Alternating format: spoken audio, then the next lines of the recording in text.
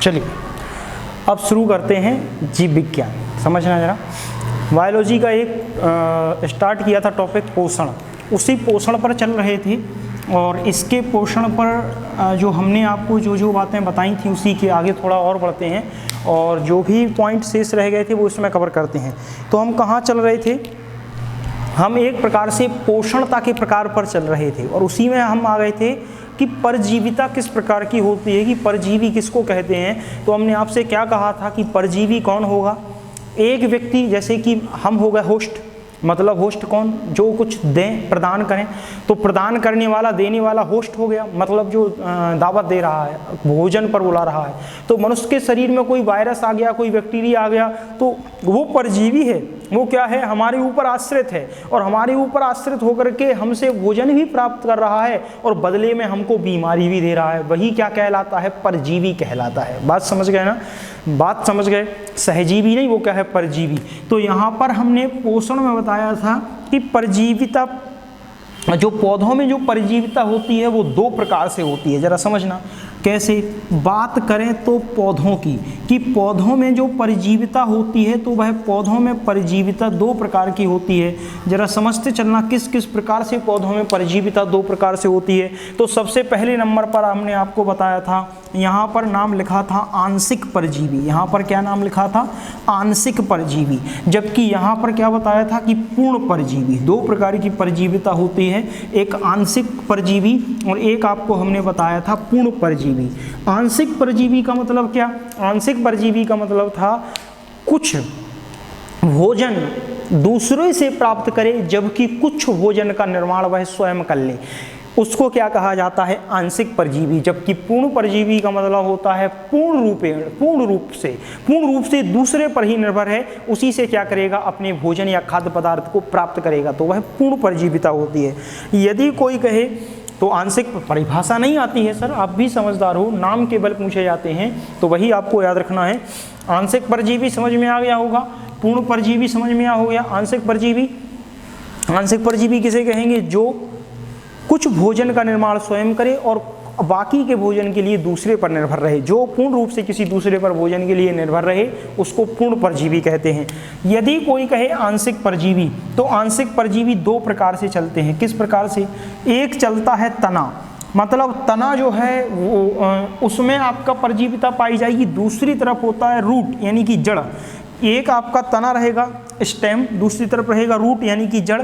यदि कोई कहे तने में किस किस प्रकार के उदाहरण आपको मिलते हैं, कौन कौन आपके आंशिक परजीवी के तौर पर रहते हैं, जड़ में कौन कौन आपके आंशिक परजीवी के तौर पर रहते हैं, इसी प्रकार से इस पूर्ण परजीवी में भी दो प्रकार चलते हैं, एक आपका तना और दूसरी तरफ आपका क्या चलता है, जड़। और यदि कोई कहे तो आपको यही याद रखना है कि एक जड़ और एक आपका तना। तो अब यहाँ पर थोड़ा सा समझ लेते हैं, उनके नाम आपको याद रखना है। तना का मतलब क्या है, जैसे कि हम कहें जड़ है या तना है, आंशिक परजीवी कैसे होगा देखना। जैसे कि जमीन में दो पेड़ लगे हुए हैं, एक पेड़ को हमें पोषक तत्वों की आवश्यकता है, हम उसके लिए खाद, खनिज, लवण, जल सब कुछ उपलब्ध करा रहे हैं। दूसरा कोई पौधा यदि उस जगह पर उगा दिया जाता है तो वह जमीन से तो पोषक तत्व प्राप्त करे साथ साथ उस दूसरे पेड़ के पोषक तत्वों को भी क्या करने लगे, खींचना प्रारंभ कर दे, तो वह क्या कहलाती है, आंशिक परजीविता कहलाती है। बात समझ में आ गई। जबकि पूर्ण परजीवी हम हैं तो, लेकिन हम तो जो दूसरा भोजन बना रहा है उस पर चिपक जाएंगे और उससे ही अपना भोजन क्या करते रहेंगे, प्राप्त करते रहेंगे। नाम आता है अमरवेल। अमरवेल नाम सुना होगा। हम अपना भोजन नहीं बनाएंगे, हम तो दूसरे पर क्या रहेंगे, आपके आश्रित रहेंगे, तो वह होता है आपका क्या, पूर्ण परजीवी। यहाँ पर तने के रूप में जो उदाहरण होते हैं तो आपको दो उदाहरण मिलते हैं। एक आपका ये नाम मिलता है बांदा। अब कोई कहे ये बांदा, तो ये बांदा है, इसको आपको लॉरेंथ कहा जाता है, तो आप लॉरेंथ कहें या लॉरेंथ्स कहें तो आप कह सकते हो इसको लॉरेंथ्स। इसको क्या कहा जाता है, लॉरेंथ्स। हिंदी इसकी क्या होती है, बांदा। ये किसके अंतर्गत आता है, ये तने के अंतर्गत आता है, जो आंशिक परजीवी का काम करता है। इसी में दूसरा आता है मिसलेटा, इसी में दूसरा आता है मिसलेटा। हो सकता है इसको मिसलेटा ना कह के वहाँ पर हिंदी में इसको मिसलेटो कहा जाता है, तो ये आपका मिसलेटा या मिसलेटो हो गया। ये किसके अंतर्गत आता है? ये आंशिक परजीवी के अंतर्गत तने के भाग में आता है। और ये जो आपका बांदा है और ये मिसलेटा है, दोनों में किसमें व्यवधान उत्पन्न करते हैं? तो तने में ध्यान करना, आम का जो पेड़ हुआ उस आम में आंशिक परजीवी के तौर पर क्या पाया जाता है? बांदा या लॉरेंथ्स पाया जाता है। जबकि जो मिसलेटा होता है वो नाम सुना होगा, नींबू के पेड़ के तने को बाधित करने का काम किसके द्वारा किया जाता है? मिसलेटा के द्वारा किया जाता है। तो मिसलेटा क्या है? आंशिक परजीवी है, यह भी एक वृक्ष होता है। ये क्या करता है? इस आम के पेड़ से कुछ भोजन कौन प्राप्त करने लगता है? लॉरेंथ्स।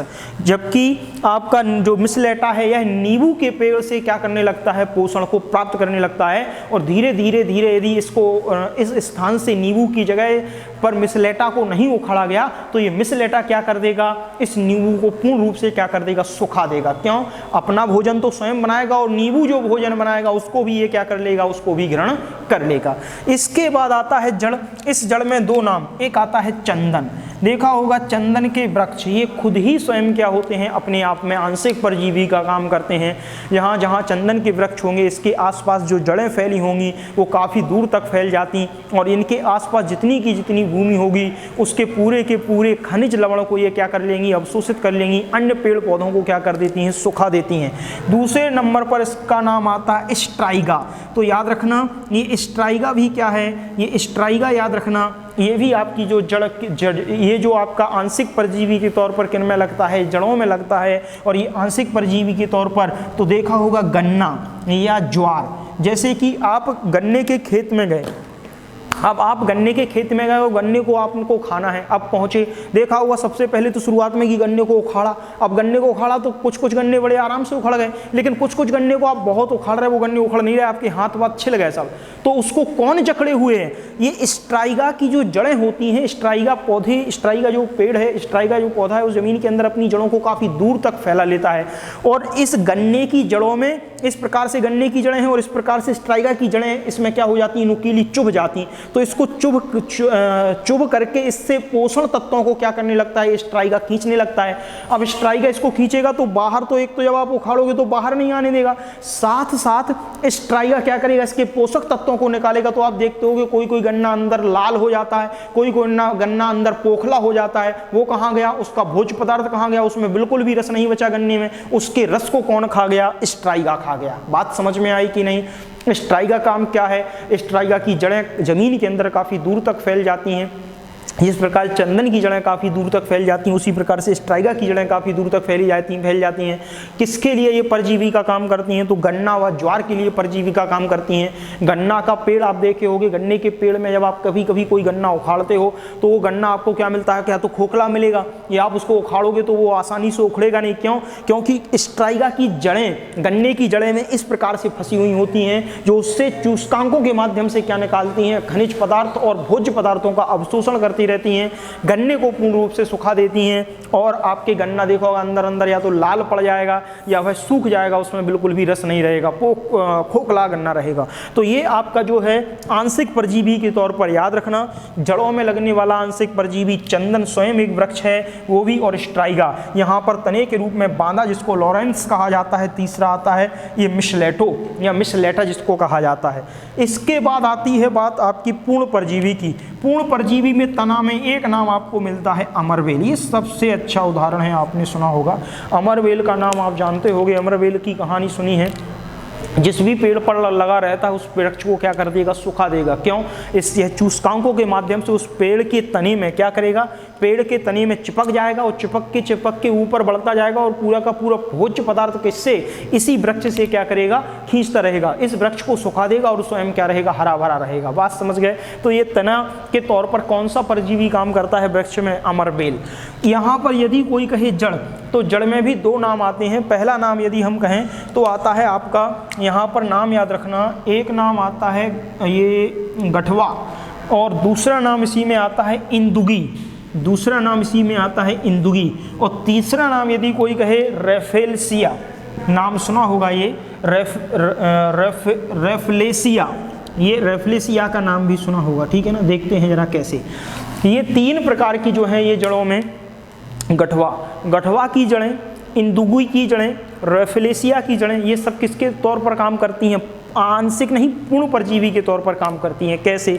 जैसे कि कोई कहे ये गठवा हुआ या इंदुगी हुई या ये आपका रेफ्लेसिया हुआ, ये कहाँ कहाँ पर, तो याद रखना, ये गठवा व इंदुगी, ये टमाटर व बैगन, ये उन पेड़ों में क्या करती हैं? ये लग जाती हैं। टमाटर हुआ या इंदुगी हुआ, तो गठवा या इंदुगी की जो जड़ें होंगी वो अंदर अंदर कहाँ पहुँच जाएंगी? टमाटर की जड़ों के पास पहुँच जाएंगी, और टमाटर के पेड़ से या बैगन के पेड़ से क्या करेंगी? भोज्य पदार्थों को खींचना प्रारंभ कर देंगी। और पूर्ण रूप से ये जो गठवा है या इंदुगी है, ये किस पर आश्रित होता है? ये टमाटर या बैगन के पेड़ पर आश्रित होता है और उसी से अपना भोजन ग्रहण करता है। स्वयं किसी भी प्रकार के कोई भोजन का निर्माण नहीं करता। रेफ्लेसिया की बात की जाए तो जो रेफ्लेसिया है, ये रेफ्लेसिया भी है, वहाँ पर एक वृक्ष पाया जाता है, एक स्थान है जावा व सुमात्रा के जंगलों में सर्वाधिक जो पाया जाने वाला जो वृक्ष है वो आपका कौन है? रेफ्लेसिया। रेफ्लेसिया के बारे में जानते होंगे। यदि कोई कहे सबसे बड़ा पुष्प, विश्व का सबसे बड़ा पुष्प कौन है, तो विश्व का सबसे बड़ा पुष्प आपका यही रेफ्लेसिया है। इस रेफ्लेसिया को यदि कोई कहे तो ये बहुत बड़ा होता है। लगभग जो रेफ्लेसिया का जो पुष्प है ये 15 से 20 किलोग्राम का होता है। आप समझ सकते हो इतना बड़ा पुष्प का क्या करोगे आप। और इस पुष्प को आप, इस पुष्प की यदि बात की जाए, जब इसके पास आप जाओ तो इसमें से सड़े मांस की क्या आती है? एक बदबू टाइप की आती है। तो कौन इसको सड़े, भाई आप कोई फूल है, पुष्प है, पुष्प लोगे तो उसकी खुशबू सूंघना चाहोगे। इस रेफ्लेसिया की खुशबू कौन सूंघना चाहेगा? तो एक प्रकार से ये क्या है? आपका परजीवी की, और ये भी जो है भाई है पूर्ण रूप से परजीवी का काम करता है। जावा सुमात्रा के जंगलों में सबसे अधिक जो पाया जाता है वो यही रेफ्लेसिया पाया जाता है। और इसके द्वारा विभिन्न प्रकार के जो आपके पेड़ होते हैं, जैसे कि एक पेड़ है आपका, वहाँ पर जावा सुमात्रा के जंगलों में पाया जाता है गंठलता। तो ये गंठलता के पेड़ के लिए क्या करता है? पूर्णतः परजीवी का काम करता है। और इससे क्या करता है? खाद्य पदार्थ क्या है आपका? प्राप्त करता रहता है, स्वयं खाद्य पदार्थ का निर्माण नहीं करता। ये बात समझ में आई होगी कि पौधों में परजीविता का मतलब समझ में आ गया होगा कि पौधों में परजीविता क्या है। केवल इतना ही याद रखना है कि ये पूर्ण परजीवी क्या होता है? तना या अमरवेल। जबकि ये सब क्या, ये भी आपके पूर्ण परजीवी हैं। गठवा हुआ, इंदुगी हुआ, रेफ्लेसिया हुआ, ये आपके आंशिक परजीवी हैं। चंदन हुआ, स्ट्राइगा हुआ, इसमें बांदा या लॉरेंथस हो गया, ये मिशलेटा हो गया, ये आपके क्या हैं? आंशिक परजीवी के तौर पर आते हैं। बात यहाँ तक समझ में आई होगी, कोई दिक्कत वाली बात नहीं। इसी में अगला पॉइंट आप समझते हैं। ये पॉइंट तो आप समझ गए, ठीक है। अब ये कल का पॉइंट जो शेष था उसी की बात कर रहे हैं। अगला जो कथन इसमें समझना है वो देख लेते हैं। अब आपको दूसरा इसी में भाग है, ध्यान करो। हमने आपको कल पढ़ाया था कि ये परजीवी की बात करेंगे, परजीवी के बाद फिर हम मृतोपजीवी पर जाएंगे और वही पॉइंट अब आपको पढ़ना है। हमने परजीवी पढ़ा दिया क्योंकि कल हमने आपको 2-3 पॉइंट बताए थे, ध्यान करो।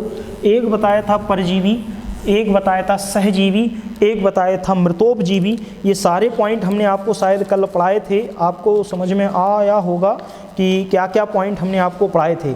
जो आपको हमने पढ़ाए थे वो यही थे। एक था आपका परजीवी, एक था आपका सहजीवी, एक था आपका मृतोपजीवी।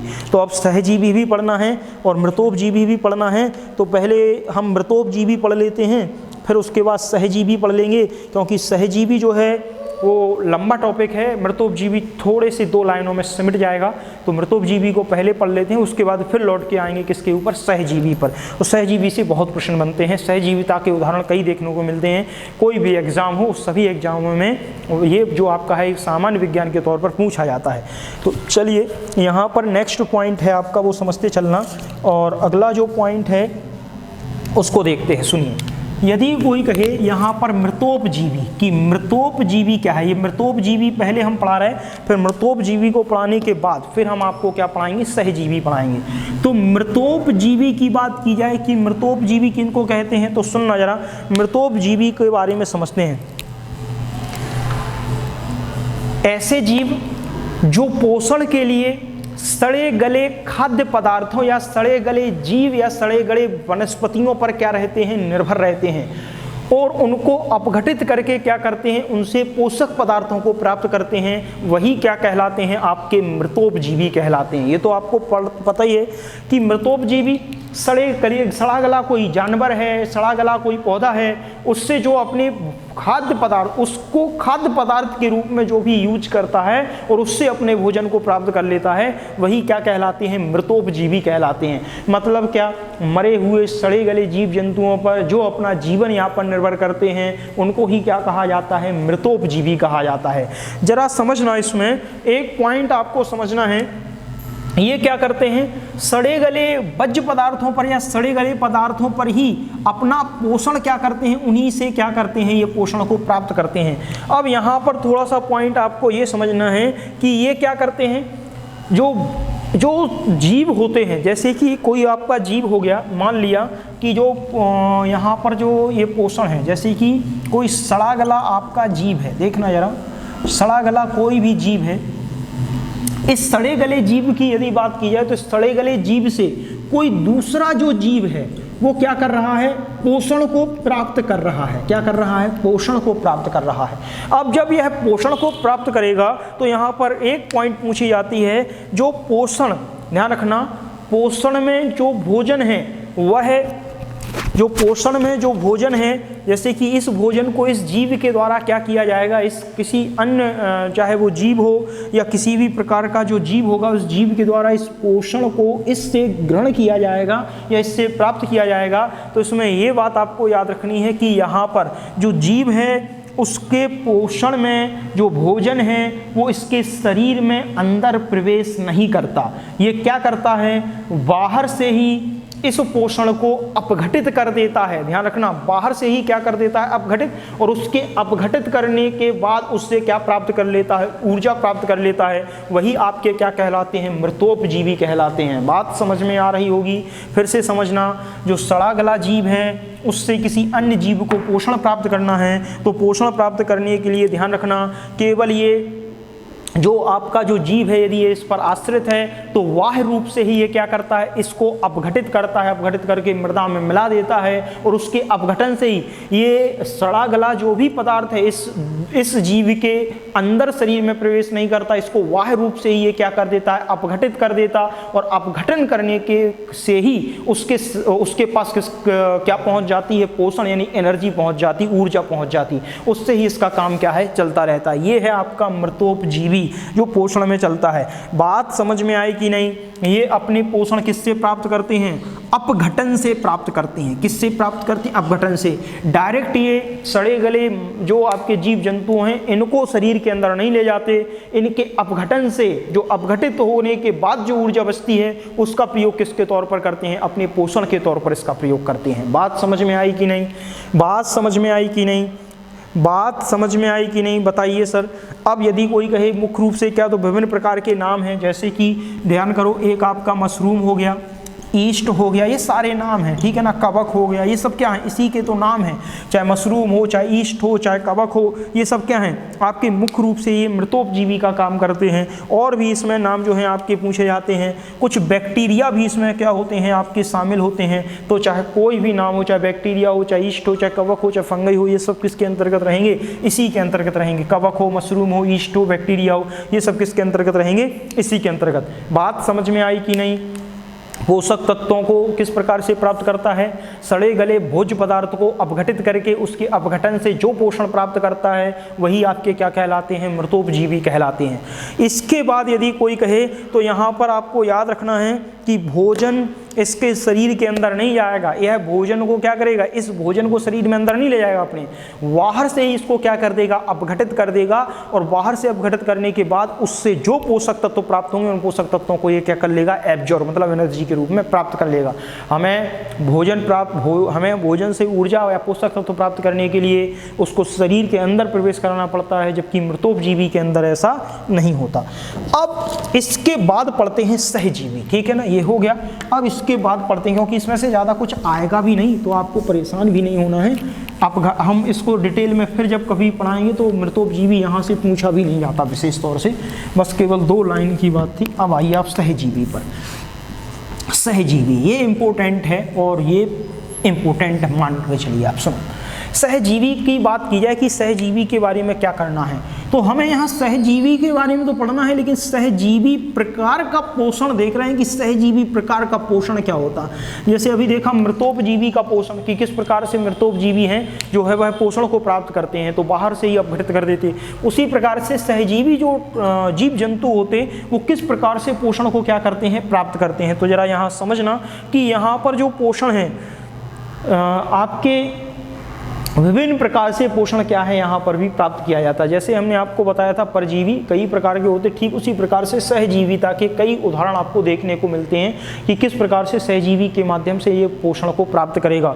यहाँ पर यदि कोई कहे तो पोषण में याद रखना क्या है, ये दो जीव हैं, दो जीव मान लो, ये पहला हो गया और ये आपका दूसरा हो गया।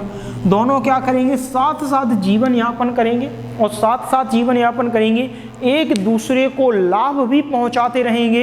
एक दूसरे को मतलब ये इसको लाभ पहुंचाएगा, ये इसको लाभ पहुंचाएगा और लाभ के माध्यम से एक दूसरे से जुड़े हुए होते हैं। ये इसको लाभ पहुंचाएगा, ये इसको, मतलब इस सहजीवी पोषण में दोनों एक दूसरे को क्या पहुंचाते हैं, लाभ पहुंचाते हैं।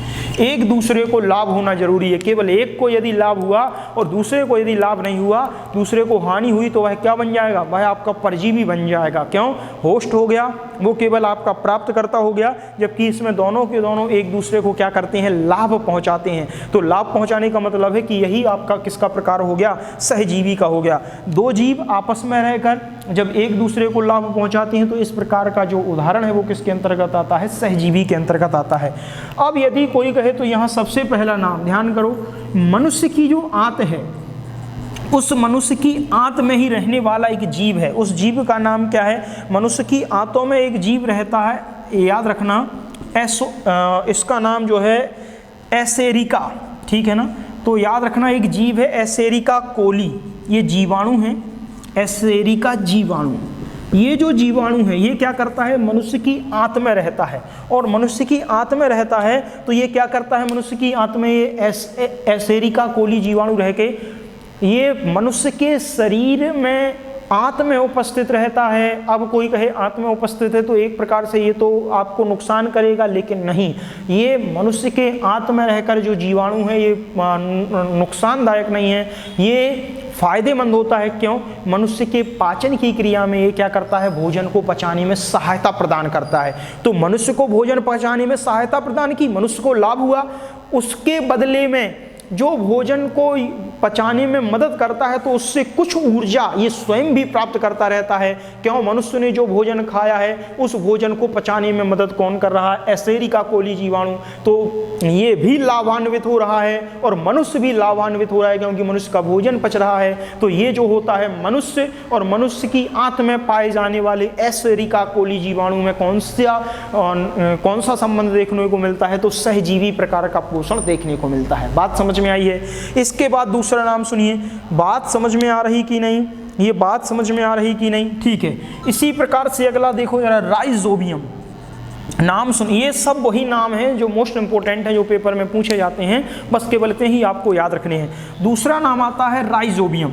यदि कोई कहे ये राइजोबियम की बात की जाए कि राइजोबियम क्या, तो राइजोबियम जो नामक जो जीवाणु हैं, ये राइजोबियम जो जीवाणु हैं ये दलहनी फसलों में, ध्यान रखना कहाँ, दलहनी फसलों में मुख्य रूप से यदि कोई कहे तो सबसे पहले हम क्या कहेंगे, ये जो जीवाणु है वह दलहनी फसलों की जड़ों में क्या है आपका पाया जाता है, जो क्या करता है, आपका भोजन भी प्राप्त करता है उस जड़ों की गांठों में उपस्थित होने के साथ साथ, लेकिन नाइट्रोजन के स्तर को भी बेहतर बनाए रखता है। तो याद रखना जो राइजोबियम नामक जीवाणु हैं, ये राइजोबियम नामक जीवाणु क्या करता है, जो दलहनी फसलें हैं, इन दलहनी फसलों की जड़ों में, ध्यान रखना, दलहनी फसलों की जड़ों में उपस्थित होकर यहाँ पर अपना भोजन तो प्राप्त करता ही है इन जड़ों से, साथ साथ ये क्या करता है, नाइट्रोजन, तो ये गांठों में उपस्थित होकर क्या करता है, आपके नाइट्रोजन का जो स्तर है उस नाइट्रोजन के स्तर को मृदा में या इस पौधे में स्तर को क्या करता है, बेहतर बनाए रखता है।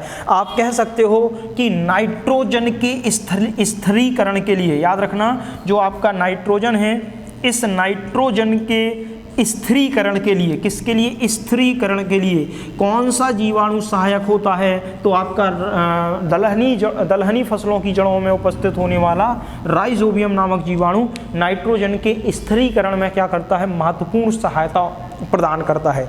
ये आपकी दलहनी फसलों में रहेगा, नाइट्रोजन को वायुमंडल से एब्जॉर्ब करेगा, उसको क्या करेगा? बराबर वायुमंडल से नाइट्रोजन को प्राप्त करता रहेगा, जमीन जो मृदा रहेगी उस मृदा में नाइट्रोजन को छोड़ता रहेगा, क्योंकि इतनी नाइट्रोजन का क्या करेगा दलहनी पौधा? जितनी जरूरत होगी दलहनी पौधा उतना ले लेगा। बाकी जो नाइट्रोजन रहेगी वो कहाँ जाएगी? मृदा में। तो मृदा में नाइट्रोजन का स्तर बेहतर, तो नाइट्रोजन का स्थिरीकरण, स्थिरीकरण मतलब जमीन में, स्थल में इसका क्या करता है? एब्जॉर्ब कराने का काम किसके द्वारा किया जाता है? राइजोबियम जीवाणु के द्वारा किया, ताकि अगली फसल क्या हो? बेहतर हो। पौधों को किसकी जरूरत पड़ती है? नाइट्रोजन की आवश्यकता पड़ती है। ये बात समझ में आई होगी, ये बात समझ में आई होगी। ये दलहनी फसलों से क्या करता है? स्वयं भोजन। तो ये किस प्रकार का उदाहरण है? सहजीवी का। क्या हुआ? ठीक है, सहजीवी का। इसके बाद यदि कोई कहे नेक्स्ट, एक नाम और आता है बेहतर एग्जाम्पल, मोस्ट इंपोर्टेंट, कई बार पेपर में पूछा गया है, लाइकेन। ये तो आपको याद ही होगा, ये लाइकेन, लाइकेन के बारे में कौन नहीं जानता। लाइकेन की बात यदि की जाए कि लाइकेन का काम क्या है, तो यह भी क्या है? एक सहजीवी पौधा है। यह क्या है? एक सहजीवी पौधा है। इस सहजीवी पौधे की बात करें तो इसमें दो जीव क्या होते हैं? लाइकेन में दो जीव। यह सहजीवी पौधों में, इसमें दो जीवों में सहजीविता पाई जाती है। एक आपका होता है कवक, जिसको आप फंगई बोलते हो, और जो दूसरा होता है इसमें होता है क्या? शैवाल। तो याद रखना, कवक और जो शैवाल है, इसमें दोनों के दोनों जीवों के बीच क्या पाई जाती है? सहजीविता पाई जाती है। यदि कोई कहे इसमें जो सहजीविता की बात की जाए कि कवक और शैवाल में जो सहजीविता पाई जाती है, तो जरा समझ लेना, यदि कोई कहे दोनों के दोनों एक दूसरे की क्या करते हैं? सहायता करते हैं, दोनों साथ साथ रहते हैं, और सहजीविता का बेहतर उदाहरण है आपका क्या? लाइकेन। क्यों? समझना जरा। ये जो आपका कवक है, इस कवक का काम सुनना क्या करता है? ये कवक जो है, ये कवक जो है वह शैवाल को आपके मृदा से किसको? मृदा से खनिज व जल, ध्यान रखना, खनिज, लवण व जल को कौन उपलब्ध कराता रहता है? ये कवक शैवाल को मृदा से खनिज, लवण व जल क्या करता रहता है? उपलब्ध कराता रहता है। क्यों? क्योंकि शैवाल जो है वह मृदा से खनिज लवण व जलों का अवशोषण नहीं कर पाता, तो खनिज व लवण का अवशोषण कवक के द्वारा मृदा से बड़ी आसानी से किया जाता है। और इस कवक, ये जो कवक है, ये मृदा यानी कि मिट्टी से खनिज, लवण व जल को प्राप्त करके किसको प्रदान कराता रहता है? शैवाल को। दिख रहा है कि नहीं? एक मिनट, दिख रहा ना? ठीक है, दिख रहा है तो ठीक है, नहीं दिख रहा हुआ तो हम थोड़ा ऊपर चले जाएंगे, यहाँ देख लेते हैं सहजीविता। एक मिनट सर,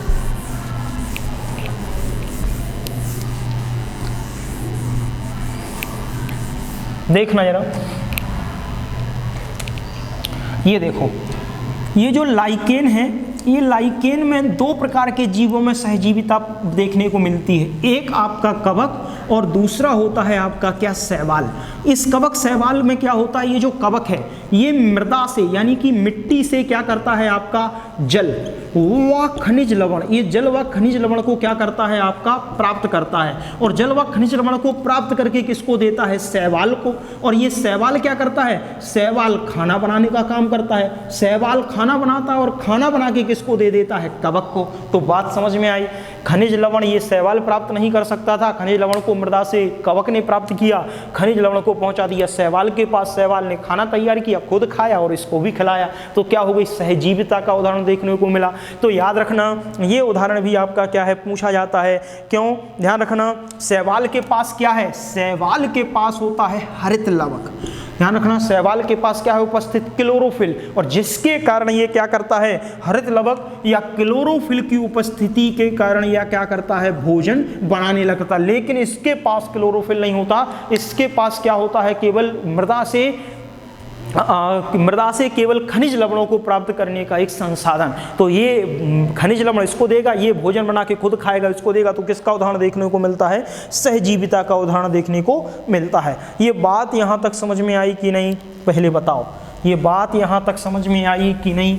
ये 3-4 नाम ही हैं सहजीविता में। देखो सहजीविता परिभाषा कोई नहीं पूछता, ये एग्जाम्पल पूछे जाते हैं, इनमें बताइए किन किन में सहजीविता का उदाहरण है। तो हमने 3 नाम आपको बताए हैं, एक लाइकेन हो गया, एक आपका जो बताया है हमने दलहनी फसलों के अंदर, और एक मनुष्य की आंत में जो पाए जाने वाला जीवाणु है उसके बारे में केवल बताया है। बस केवल 3 ही नाम तो बताए हैं, यही 3 नाम पेपर में आएंगे नहीं तो नहीं आएंगे, ठीक है ना?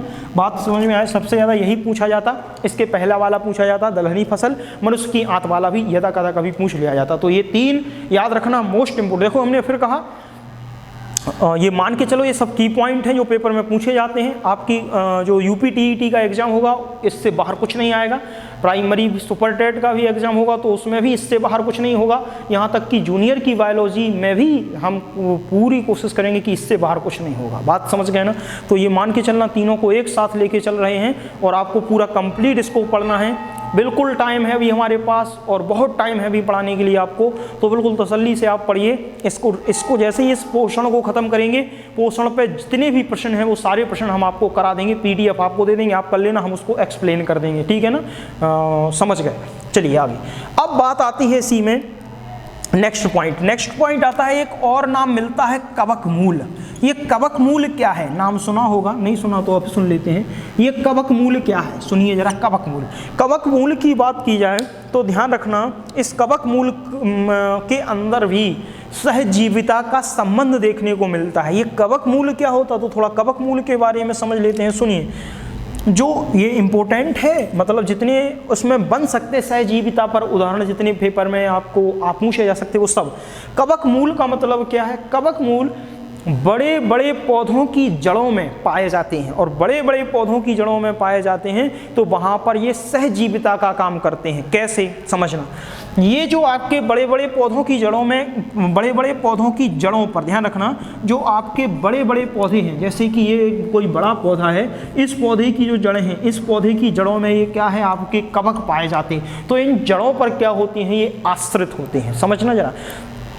अब जब यह जड़ों पर आश्रित होंगे तो जड़ों पर आश्रित तो हो गए, लेकिन ये जो कवक हैं, ये कवक ही जब इनकी जड़ों पर आश्रित हो गए, इनकी जहाँ पर ये जड़ें निकली हुई हैं उन पर आश्रित हो गए, तो इस पेड़ को, बड़े बड़े पेड़ को भूमि से खनिज व लवण कौन प्रदान करेगा? यही कवक प्रदान कराते हैं। जिस प्रकार से ये कवक शैवाल को खनिज व जल लवण प्रदान कराते हैं, ठीक उसी प्रकार से बड़े बड़े पौधों पर, बड़े बड़े पेड़ों पर यही कवक उनकी जड़ों से जाके चिपक जाते हैं और उनकी जड़ों पर उपस्थित रहते हैं, और उनकी जड़ों को खनिज व जल लवण कौन उपलब्ध कराते हैं? यही कवक।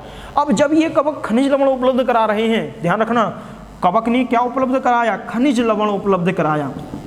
और खनिज लवण उपलब्ध तो करा दिया, लेकिन साथ साथ खनिज लवण उपलब्ध करा दिया और खनिज लवण को इस जड़ों को माध्यम से पेड़ के पास पहुंच गया। पेड़ के पास हरी पत्तियां हैं, क्लोरोफिल है, सूर्य के प्रकाश में भोजन बनाएगा, भोजन बना के स्वयं खाएगा और कवक को भी खिलाएगा। तो सहजीविता का।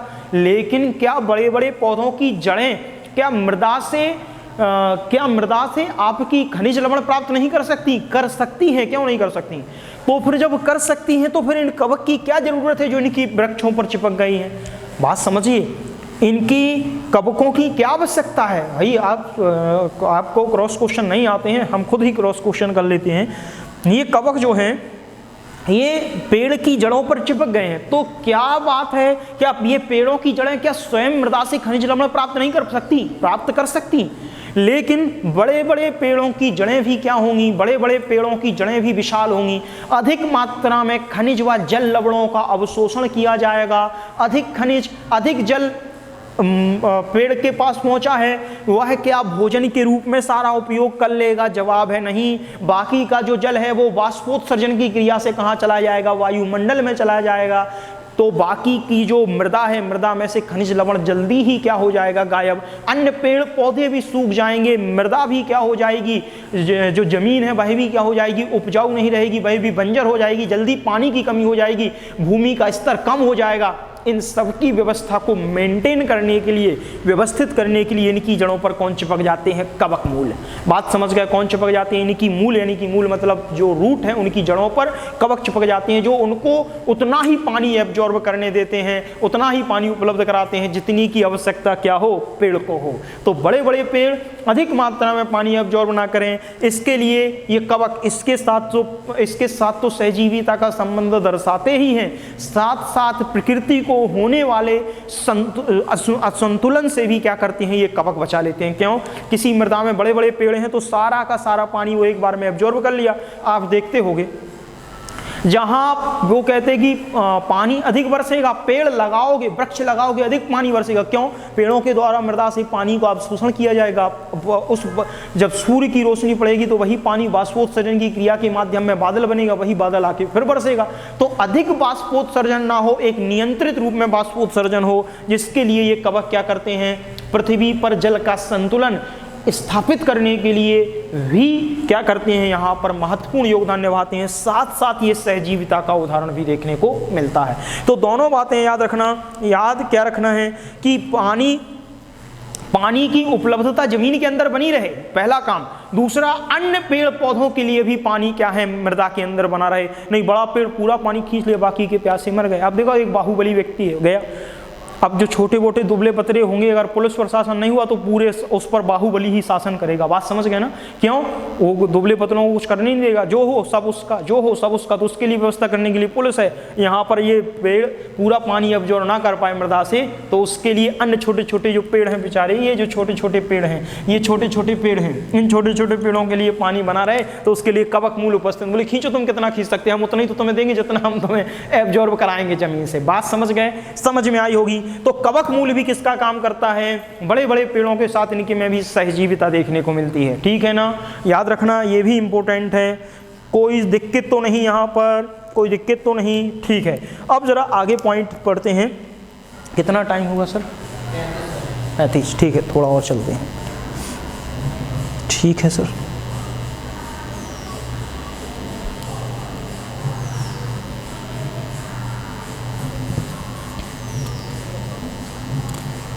ठीक है,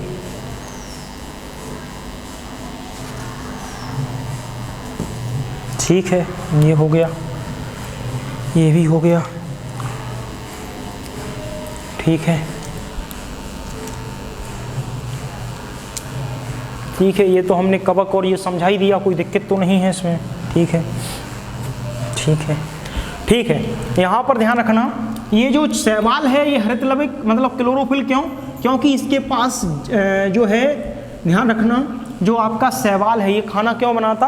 तो शैवाल खाना इसलिए बना रहता है क्योंकि इसके पास क्लोरोफिल तो रहता है, ध्यान रखना, लेकिन जड़, तना, पत्ती इसके पास भी नहीं रहती, लेकिन क्लोरोफिल रहता है। याद रखना, इसके पास ना क्लोरोफिल रहता है, ना इसके पास क्लोरोफिल रहता है, ना इसके पास जड़, तना, पत्ती रहती है कवक के पास। ध्यान रखना, बात समझ में आ रही कि नहीं? ना तो कवक के पास जड़, तना, पत्ती होती है, ना क्लोरोफिल होता है, लेकिन फिर भी कवक क्या करता है? जमीन से, मृदा से खनिज लवण का अवशोषण करके शैवाल के पास पहुंचा देता, जिसके पास केवल क्लोरोफिल उपलब्ध है। यदि इस शैवाल के पास जड़, तना, पत्ती होती, वो काहे को अपना भोजन शैवाल के साथ साझा करता हो? तो अच्छा, हम खुद मृदा से प्राप्त कर रहे हैं, हमारे पास तो है ना जड़, तना, पत्ती, हम खुद प्राप्त कर लेंगे, और है हमारे पास पत्ती, तना, तो हम खुद बना लेंगे। लेकिन वो जमीन से प्राप्त नहीं कर पाता, लेकिन उस शैवाल के पास क्लोरोफिल रहता है, जिसके कारण ये आपस में संबंध स्थापित कर लेते। ठीक है, इतनी बात समझ में आ गई। ठीक है ना? एक पॉइंट जरा और समझते हैं सर, थोड़ा सा। एक कवक मूल अभी फिर हम थोड़ा सा समझ लेते हैं। ये लाइकेन समझना जरा। यदि कोई कहे लाइकेन शब्द का सर्वप्रथम प्रयोग किसके द्वारा किया गया, तो लाइकेन जो शब्द था, इस शब्द का सर्वप्रथम प्रयोग किया गया किसके द्वारा? तो आप ध्यान करो, थियोफ्रस्टस, आपके विज्ञान की जो शाखा है उसका जो अध्ययन किया था उन्होंने, इन्हीं के द्वारा, थियोफ्रस्टस के द्वारा किया गया था। तो इन्होंने ही लाइकेन शब्द को सबसे पहले किसने बताया था? आपका लाइकेन शब्द को सबसे पहले थियोफ्रेस्टस साहब ने बताया था, तो ये भी याद रखना है।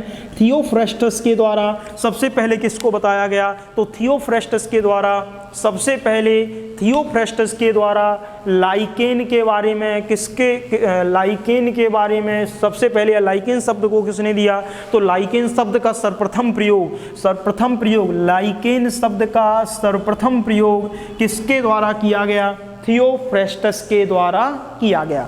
अब बात की जाती है कि यदि कोई कहे, इसी में एक और इसका नाम पूछा जाता है, इंपॉर्टेंट है, आपके पेपर में कई बार आया है, मोस्ट इंपॉर्टेंट याद रखना। लाइकेन का प्रयोग और किसके लिए किया जाता है, वायु संकेतक के तौर पर, ध्वनि संकेतक के तौर पर, जल संकेतक के तौर पर या मृदा संकेतक के तौर पर। ये पेपर में कई बार पूछा गया है, ध्यान रखना। लाइकेन का प्रयोग किसके तौर पर किया जाता है, मोस्ट इंपॉर्टेंट, लाइकेन का सर्वाधिक प्रयोग, याद रखना, लाइकेन का सर्वाधिक उपयोग वायु संकेतक के तौर पर क्या है आपका किया जाता है। कोई कहे तो क्यों, उसका रीजन हम देते हैं, सुनिए। यदि कोई कहे वायु संकेतक के तौर पर क्यों किया जाता, समझिए, लाइकेन वायु प्रदूषण के प्रति बहुत ही संवेदनशील होते हैं और मुख्य रूप से जो है जब वायु में वायु प्रदूषण का स्तर बढ़ता है, वायु प्रदूषण का स्तर बढ़ने का मतलब है सल्फर डाइऑक्साइड गैस बढ़ती है, तो सल्फर डाइऑक्साइड गैस के प्रति ये अधिक संवेदनशील होते हैं और सल्फर डाइऑक्साइड की मात्रा बढ़ने पर वायुमंडल में ये लाइकेन के पौधे स्वतः क्या हो जाते हैं, समाप्त हो जाते हैं, ये पौधे स्वतः समाप्त हो जाते हैं। तो जहाँ पर वायुमंडल को मापना हो, वायुमंडल को चेक करना हो, वायुमंडल में प्रदूषण के स्तर को मापना हो, वहाँ लाइकेन के पौधे लगा दिए जाते हैं और जब लाइकेन के पौधे खत्म होना स्टार्ट होते हैं तो समझ लिया जाता है यहाँ पर वायु प्रदूषण जो है वह आपका स्तर जो है वह बढ़ गया है, यानी वायु में सल्फर डाइऑक्साइड की मात्रा बढ़ने लगी है। और जैसे जैसे वायु में सल्फर डाइऑक्साइड की मात्रा बढ़ती है वैसे वैसे ये लाइकेन क्या करने लगता है, खत्म होना प्रारंभ कर लेता है। तो इसको किसके तौर पर, वायु संकेतक के तौर पर क्या है आपका सबसे ज़्यादा प्रयोग किया जाता है। तो याद रखना, यदि कोई कहे लाइकेन का प्रयोग किसके लिए किया जाता, तो लाइकेन का प्रयोग वायु संकेतक के तौर पर सर्वाधिक किया जाता। ये वायु प्रदूषण के प्रति अधिक संवेदनशील होते हैं। वायुमंडल में सल्फर डाइऑक्साइड SO2 की मात्रा बढ़ने पर ये जो है आपके स्वतः नष्ट होना प्रारंभ हो जाते। तो वायु प्रदूषण में संकेतक के तौर पर किसका प्रयोग किया जाता है, लाइकेन का प्रयोग किया जाता। ये बात आपको समझ में आ गई होगी, लगभग सारी बात आपको समझ में आई होगी। अब जरा एक दो पॉइंट और समझ लेते हैं जैब इसके बारे में। वैसे भी आपको सारे पॉइंट, सर टाइम और कितना हुआ बचा, 45 2 मिनट और बस। थोड़ा सा और समझते हैं जरा एक दो लाइन। ये अभी तो बहुत, ये मान के चलो आप लोगों के लिए, चाहे वो जूनियर वाले हों, चाहे प्राइमरी वाले हों और चाहे यूपी टेट वाले हों, अभी बहुत टाइम है। तो तुम बड़े तसल्ली से ये आप वीडियो देखते रहो, बड़े आराम से पढ़ते रहो, सारा बायोलॉजी कंप्लीट हो जाएगा। पिछली बार पेपर में बहुत पूछी गई थी, अधिक चीज़ें पूछी गई थी और ऐसा नहीं है। ये हम आपको इस बात को आश्वस्त कराते हैं कि आप जब इस बायोलॉजी को पढ़ लोगे, जब तक आप मास्टर नहीं बन जाओगे यही बायोलॉजी आपके काम आएगी, इससे अधिक नहीं है, ठीक है ना। जितना होगा, जितना अप होगा, लो से लेके अब हम सारा बायोलॉजी आपको कवर करा देंगे। ये केवल इसकी बात नहीं है कि आपको केवल इसी एग्ज़ाम के लिए ज़रूरत पड़ेगी। जब तक कि आप जॉब नहीं पा लेते हो तब तक बायोलॉजी जिस एग्ज़ाम में पूछी जाएगी हम इसको इस तरीके से आपको पढ़ा के देंगे कि वह सभी जगह आपके क्या आएगी, उपयोगी होगी। मतलब एक बार पूरी डिटेल में बायोलॉजी हम पढ़ लेते हैं, उसके बाद इसको बंद करके रख देंगे। जब भी ज़रूरत पड़ेगी तो बार बार इसी का क्या कर लेंगे, रिवीजन कर लेंगे। बात समझ गए। चलिए अब यहाँ पर फिर पॉइंट आता है, थोड़ा सा कवक मूल के बारे में कुछ बातें और समझ लेते हैं। ये तो हमने कवक मूल में सहजीविता देखी थी। इस कवक देखो, जैसे लाइकेन के बारे में 2 पॉइंट इंपोर्टेंट थे तो हमने उसको कवर करा दिए, वैसे ही कवक मूल के बारे में भी देखते हैं कि किस प्रकार से। तो पहला, इसमें किस प्रकार का संबंध मिलता है, तो इसमें जो पोषण मिलता है वो सहजीविता का पोषण मिलता है। मतलब एक दूसरे के साथ सहजीवी जीवन यापन करते हैं। क्यों, बड़े बड़े पौधों की जड़ों में ये कवक चिपक जाते हैं। साथ साथ इनके और कार्य देखो, इनके कार्यों को पेपर में पूछा गया था एक बार विकल्प में, तो समझना। पहला, जैव विविधता को बनाए रखते हैं। क्या, जैव विविधता। अब कोई कहे ये जैव विविधता को कैसे बनाते हैं, वो हम समझाते हैं जैव विविधता को कैसे बनाते हैं। समझना, जैव विविधता को बनाने में सहायता करते। कैसे, देखना, बस 1 मिनट सर। तीसरा पॉइंट इसी में लिख लें, भूमिगत जल, भूमिगत जल, और भूमिगत जल का क्या करते हैं, संरक्षण करते हैं, भूमिगत जल का संरक्षण करते हैं। तीसरा पॉइंट और लिख लें सर, भूमि को ऊसर होने से बचाते हैं, ऊसर होने से। देखना अब एक्सप्लेन कर लेते हैं, सुनो क्या कहा हमने, बड़े बड़े पौधों को तो ये खनिज व जल लवण देंगे, तो ठीक है, ये बात तो क्लियर हो गई कि ये क्या किसका काम कर रहे हैं, ये काम कर रहे हैं आपके किसका, सहजीविता का संबंध दर्शा रहे हैं बड़े बड़े पौधों की जड़ों में ये कवक। लेकिन पोषण सहजीविता तो है, साथ साथ 3 काम और किए जा रहे हैं कवक के द्वारा। क्या, पहला जैव विविधता बनाने में सहायता। जैव विविधता क्यों, अकेला एक बड़ा पेड़ खड़ा है, उसके साथ छोटे छोटे जो भिन्न भिन्न प्रकार की प्रजातियों के पेड़ खड़े हुए हैं, यदि इसी पेड़ ने पूरा का पूरा उस मृदा से खनिज लवण को अवशोषित कर लिया, सपोज दैट ये स्थान है, यहाँ पर ये विशालकाय पेड़ हैं, ये छोटे छोटे जो पेड़ हैं जो भिन्न भिन्न प्रकार की प्रजाति भिन्न भिन्न प्रकार की जाति के लगे हुए हैं, यदि इसी ने पूरा खनिज लवण अपनी जड़ों के माध्यम से बड़ी बड़ी विशालकाय जड़ों से इसने खींच लिया, तो ये छोटे छोटे पेड़ क्या हैं, खत्म हो जाएंगे, खत्म हो जाएंगे। तो भूमि पर से जैव विविधता, जैव विविधता का मतलब क्या है, भिन्न भिन्न प्रकार की जीव जंतु और भिन्न भिन्न प्रकार की वनस्पतियां एक ही स्थान पर पाई जाएं, उसको ही जैव विविधता कहते हैं। जैव का मतलब ये मत समझना केवल जीव जंतु से नहीं होता कि केवल भिन्न भिन्न प्रकार के जीव जंतु पाए जाएं, कि हाथी है, घोड़ा है, लोमड़ी है, शेर है, हिरन है, वो नहीं है। जैव का मतलब है वनस्पति और जीव, यानी कि जो आपका वनस्पति और जीव दोनों के दोनों, जो जीव जंतु हैं दोनों के दोनों भिन्न भिन्न प्रकार के पाए जाएं, भिन्न भिन्न प्रकार के पेड़ पौधे, भिन्न भिन्न प्रकार के फूल आपके जब पाए जाएं, तो वही आपकी क्या होती है, जैव विविधता। तो ये जैव विविधता को बनाने में क्या करते हैं, सहायता प्रदान करते हैं। क्लियर। दूसरा, भूमिगत जल में संरक्षण। भूमिगत जल में संरक्षण का मतलब मृदा के अंदर जब यह उपस्थित होते हैं तो इन बड़े बड़े पेड़ों को उतना ही पानी उपलब्ध कराएंगे जितनी की जरूरत होगी। अधिक पानी ये बाष्पोत्सर्जन की क्रिया से बड़े पेड़ बाहर भेज देंगे, जो कि वेस्ट चला जाएगा, बाद में वो जाके पानी बरस जाएगा, हो सकता है स्थल पर ना बरस कर कहीं समुद्र में बरस जाए, तो वो पानी वेस्ट है। तो भूमिगत जल, भूमि में से जो जल है उसका उतना ही अवशोषण करने देते हैं जितनी की जरूरत होती है। तीसरा, जब भूमि में से जल का अवशोषण उतना ही किया जाएगा जितनी जरूरत है, तो अन्य छोटे छोटे पेड़ भी बने रहेंगे, तो जमीन उपजाऊ रहेगी, उसको ऊसर होने से बचाते हैं, जमीन को बंजर होने से बचाते हैं। ये क्लियर हुआ कि नहीं, यहाँ तक कोई दिक्कत तो नहीं? ठीक है, ठीक है, इसको इतना ही आज पढ़ते हैं, कल इसके आगे हम फिर चलेंगे और जो भी बातें रहेंगी वो आपको समझाते हैं, क्योंकि अभी इसमें विशेष प्रकार का पोषण रह गया है जिसकी कल चर्चा करेंगे। आज काफ़ी है, ठीक है सर, बंद कर देना सर।